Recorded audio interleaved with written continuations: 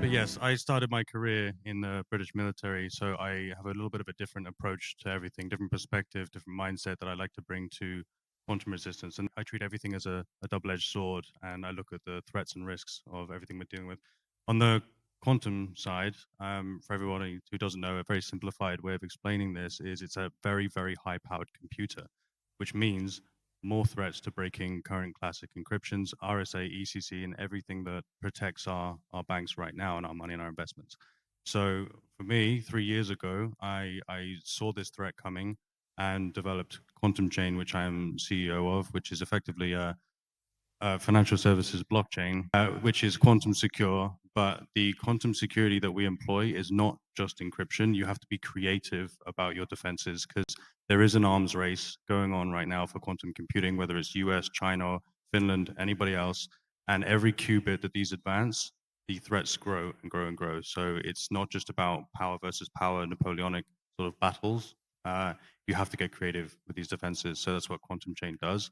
And my foundation, the Quantum Foundation, is focused on building banking and finance with a quantum secure sort of native environment on top of this infrastructure. So starting banking anew, right from the financial messaging, settlement, and tokenization standpoint, in a future-proof way. And especially the first point, I think the concern comes from the commercialization of quantum computing when bad actors who are not necessarily part of a jurisdiction or a country, who will probably focus on, like you say, military or other sort of information. Finance is really a greedy thing to aim for. I think once there are actually people that can get hold of quantum computing and use it, they can target people, and it will be money is the first thing they go for, and it won't be Bitcoin because, again, classic encryptions at the moment are easier to target than SHA.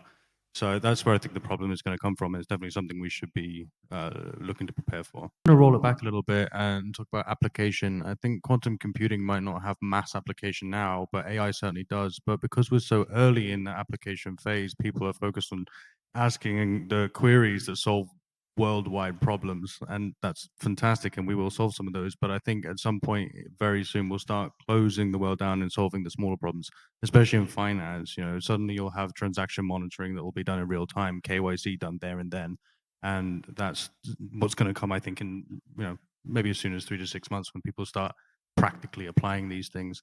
So the combination of quantum AI will probably be reserved for the much larger problems that require that kind of power, and in life sciences, for example, that's necessary. Right now in finance, I think we need to start at the lower levels to make processes easier that so far are very manual and very costly.